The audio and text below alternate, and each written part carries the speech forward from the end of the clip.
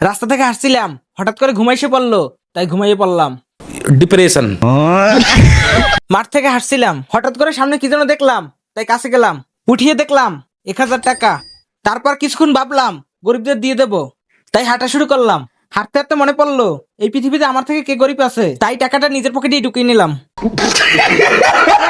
নানি বাড়ি যাচ্ছিলাম, হঠাৎ করে সামনে গরু দেখতে পেলাম। তারপর গরুর কাছে গেলাম দুষ্টুমি করতে। তারপর গরুর দিকে দেখলাম, গরু আমার দিকে দেখলো। তারপর গরুর সাথে মজা করা শুরু করলাম, গরু আমার দিকে দেখলো, আবার মজা করলাম, গরু আবার আমার দিকে দেখলো, আবার মজা করলাম, গরু দৌড় দিল, আমিও দৌড় দিলাম।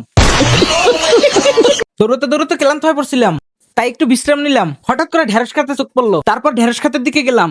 তারপর এদিক সেদিক তাকালাম, দেখলাম কেউ আছে কিনা। তারপর দেখলাম কেউ নেই। তারপর ঢেঁড়স খাতে ঢেঁড়স নিতে হাত দিলাম। কি ঢেঁড়স নিতে আসছো? ঢেঁড়স নেওয়া যাবে না। তারপর মালিক আমার ঢেঁড়স দিয়ে মাথা ফাঁসাই মারলো, তারপর আমি দৌড় দিলাম। নেক্সট পার্ট দেখতে লাইক করে দাও।